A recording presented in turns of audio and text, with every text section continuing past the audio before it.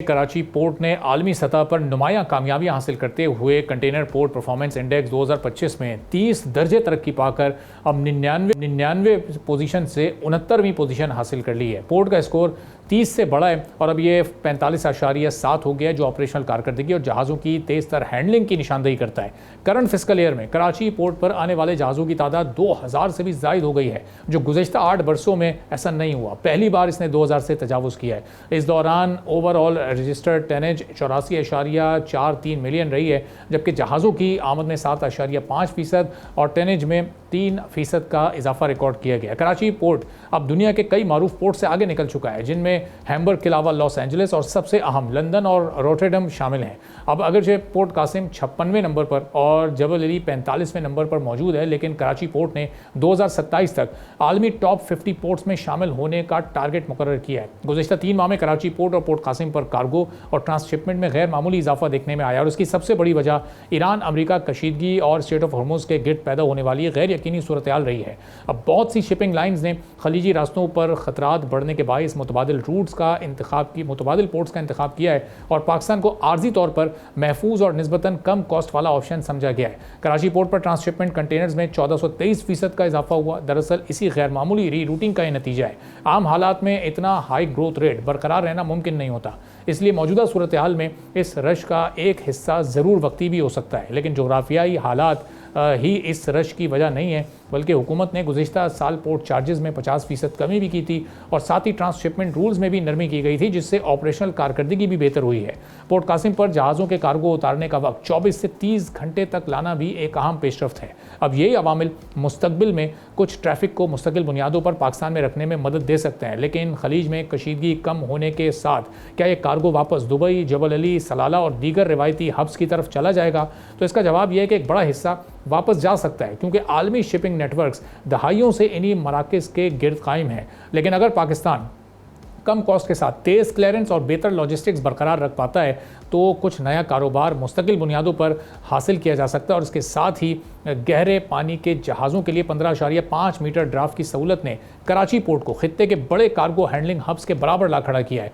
Experts ये कहते हैं कि कंटेनर गुंजाइश 7.5 लाख TEU से बढ़कर 10 लाख TEU से पाकिस्तान को ट्रांसशिपमेंट कारोबार के साथ कम लॉजिस्टिक कॉस्ट और ज़्यादा फॉरेन एक्सचेंज बचत के ज़रिए से रीजनल ट्रेड हब बनने के मौके हासिल होंगे। पोर्ट की बेहतर कारकर्दगी मुल्की एक्सपोर्ट और इंपोर्ट के साथ ट्रेड एक्टिविटीज़ के लिए भी बहुत ही पॉजिटिव साइन समझी जा रही है। अब कितना ट्रैफिक होगा और कितना कारोबार पाकिस्तान में मुस्तकिल रहेगा, इस पर हम बात करेंगे। नादिर मुमताज़ साहब, फॉर्मर चेयरमैन है कराची पोर्ट ट्रस्ट के, हमारे साथ मौजूद है। नादिर साहब, बहुत शुक्रिया प्रोग्राम के लिए, आपने वक्त निकाला। अभी पिछले 8 साल का रिकॉर्ड हमने इस साल टूटते हुए देखा है, लेकिन ज़ाहिर उसकी वजह जियो स्ट्रेटेजिक सिचुएशन है। अब ये हालात जैसे जैसे बेहतर हो रहे हैं, पीस डील हो जाती है, तो इसके बाद पाकिस्तान का ये कारोबार बरकरार रहेगा, ये एक्टिविटी बरकरार इसी तरह रहेगी, रैंकिंग बढ़ती रहेगी या थोड़ा सा वापस हो जाएंगे हम? अस्सलाम वालेकुम, थैंक यू अरबाज भाई। ये तो अब एक एक्नॉलेज्ड फैक्ट है कि कराची पोर्ट, जिसको KPT कहते हैं, इसकी रैंकिंग खासी इम्प्रूव हो गई है वर्ल्ड कंटेनर पोर्ट्स की रैंकिंग में। इसके साथ पोर्ट के कासिम की भी अच्छी कारकर्दगी परफॉर्मेंस है। ये दोनों मेजर पोर्ट्स हैं। ग्वादर पोर्ट पे इतनी ज़्यादा इंक्रीज पोर्ट ट्रैफिक में नहीं आई है। इसकी वजह ये भी हो सकती है, कुछ लोग ये भी कहते हैं कि जो गल्फ़ में वॉर चल रही है, ईरान USA की वॉर, उसकी वजह से हमको कार्गो डाइवर्ट हुआ है। ये भी कुछ हद तक बात ठीक है। अब जब ये वॉर स्टार्ट हुई है तकरीबन 100 दिन हो गया और अभी इस्लामाबाद एकॉर्ड्स के तहत डिप्लोमेटिक एक बड़ी ब्रेक थ्रू और अचीवमेंट है पाकिस्तान की, उन्होंने मीडिएट किया, तो ये अभी पीस डील हो चुकी है और स्ट्रेट ऑफ हॉर्मुज़ जो है वो खुलने वाला है। अब it's a watch and see attitude के जो हमको विंडो ऑफ अपॉर्चुनिटी मिली थी, क्या ये क्लोज हो जाएगी और क्या हम इस अपॉर्चुनिटी को सीज करते हैं? इसमें मेरे कुछ कंसर्न्स भी है। जैसे कि जो हमारी पोर्ट हैंडलिंग है, इसमें ज़्यादा इंक्रीज़ आया है इंपोर्ट कार्गो में। एक्सपोर्ट हमारे डिक्लाइन हो गया है क्योंकि हमारा बहुत सारा एक्सपोर्ट गल्फ़ स्टेट्स को भी जाता था, तो हमारा इंपोर्ट इंक्रीज़ हो गया और हमारा जो हाइड्रोकार्बन शिप्स हैं वो भी नंबर ऑफ़ शिप्स ज़्यादा कॉल हुए, तो दैट मीन्स हमारी एनर्जी डिफिशिएंसी इस बार ज़्यादा है। अच्छा, दूसरा ये एक डाइवर्जन हुई है, हमारी ट्रांसशिपमेंट एक्टिविटी बहुत ज़्यादा हुई है। ट्रांसशिपमेंट एक्टिविटी तकरीबन मार्च में 11,000 कंटेनर्स आए हैं ट्रांसशिपमेंट के लिए, और ये पिछले साल जो पूरे साल की 8,000 ट्रांसशिपमेंट हुई थी, एक महीने में हमने एक्सीड कर ली। अभी जो है 11 महीने हुए हैं साल के, तो जून का भी जब डेटा आएगा तो हम overall net total import export में वी विल बी इंशाल्लाह exceeding last year and the previous years bye a large margin.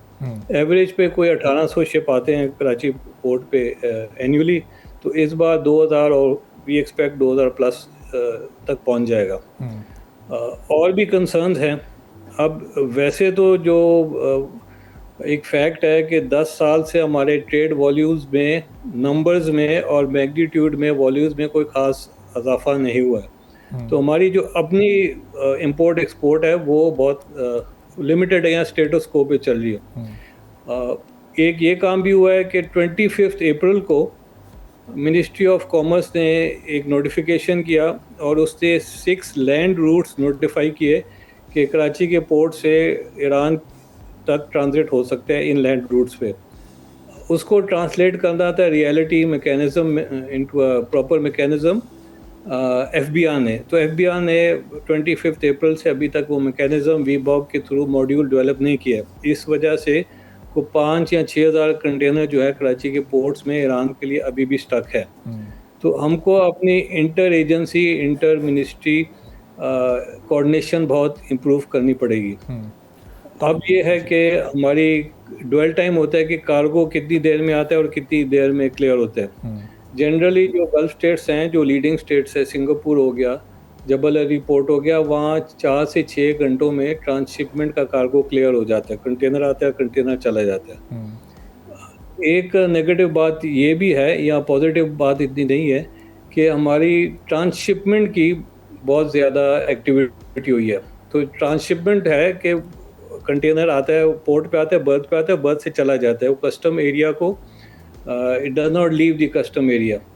उस वजह से अच्छा, ट्रांसशिपमेंट के जो चार्जेस हैं वो बाकी जब पोर्ट्स इंपोर्ट या एक्सपोर्ट से ट्रांसशिपमेंट के चार्जेस सबसे कम होते हैं, तो रेवेन्यू पॉइंट ऑफ व्यू से हमको इतना बेनिफिट नहीं हुआ है। और ये सारे ट्रांसशिपमेंट जो होती है, इसमें सबसे वैल्यू एडिशन ट्रांसशिपमेंट होती है जिसमें डी स्टफिंग होए या क्रॉस स्टफिंग होए, कि कंटेनर खोला जाता है और उसमें जो कार्गो है वो चेंज या फुली चेंज होता है या पार्शली चेंज होता है। तो ये अभी हमारी चीज डेवलप नहीं हुई है। सब्सक्राइब करें और बेल दबाएं ताकि कोई खबर रह न जाए।